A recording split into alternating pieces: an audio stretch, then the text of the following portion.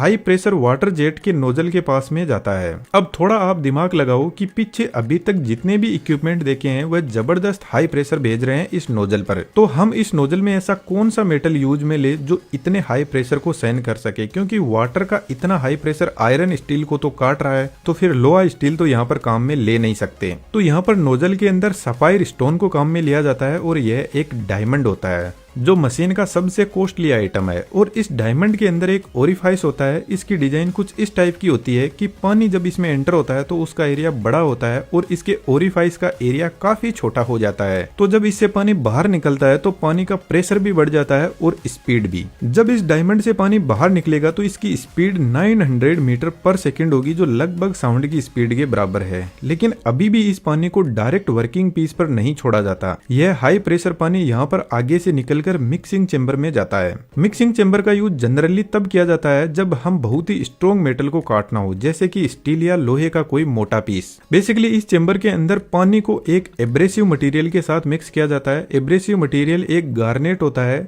तो जब पानी और एब्रेसिव मटेरियल मिक्सिंग में मेटल से स्ट्राइक करेगा तो यह थोड़ा ज्यादा फ्रिक्शन क्रिएट करेगा, जिससे मेटल आसानी से कट हो जाएगा। बेसिकली यह गार्नेट एक अलग टाइप की मिट्टी ही होता है। मिक्सिंग चेंबर के अंदर एक बहुत ही जबरदस्त फिजिक्स का लो वेंचुरी इफेक्ट को काम में लिया जाता है।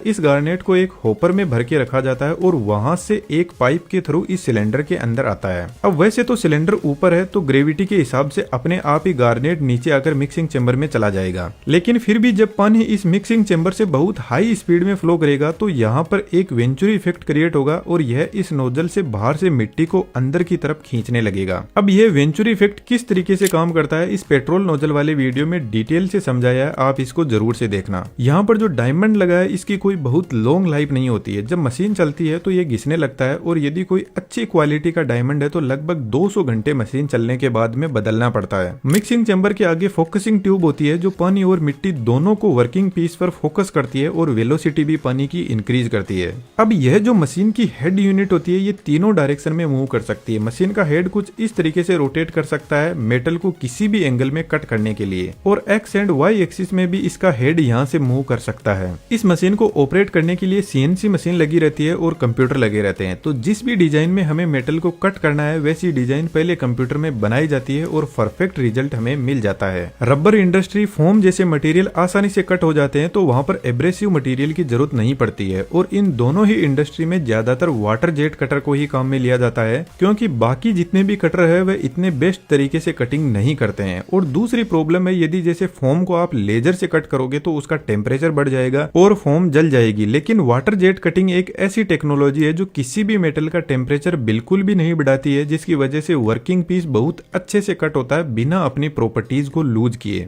मार्बल इंडस्ट्री में मार्बल को कट करने के लिए water jet cutter first choice है। यह स्टोन को इतना स्मूथली कट करता है, इसकी जो एज होती है वह ऑलमोस्ट परफेक्ट होती है। इसकी कटिंग क्वालिटी Q1 से Q5 की स्केल पर मेजर किया जाता है। Q1 कटिंग में आप देख सकते हो कटिंग होने के बाद पीस थोड़ा इस तरीके से दिखाई देता है, लेकिन Q5 पर पीस कट होने के बाद एकदम साफ और शानदार होता है। लेकिन मशीन को ऐसे पीस कट करने में थोड़ा टाइम लगता है। अब वाटर जेट कटर को बहुत मजबूती से बनाया जाता है क्योंकि बहुत ज्यादा हाई प्रेशर है और कहीं से भी कोई लीकेज हो गया तो पानी का प्रेशर बहुत नुकसान कर सकता है। और इसमें डायमंड भी लगा रहता है तो इसकी कॉस्ट बहुत ज्यादा बढ़ जाती है। जब मशीन किसी स्ट्रॉन्ग मेटल को काटती है तो इसमें 1 मिनट में लगभग आधा केजी गार्नेट मटेरियल चला जाता है। तो गार्नेट मटेरियल कोई बहुत सस्ती चीज नहीं है, इसका भी रेगुलर रनिंग कॉस्ट आती रहती है। लेकिन जब फाइन कटिंग की बात आती है तो water jet cutter one of the best choice है। वीडियो में देखा हुआ एनिमेशन आप सीखना चाहते हो तो हमारे बेहतरीन एनिमेशन के कोर्स को ज्वाइन कर सकते हो। और भी ऐसे इंटरेस्टिंग वीडियो आप चैनल पर विजिट करके देख सकते हो। आपका कीमती टाइम हमें देने के लिए बहुत बहुत धन्यवाद।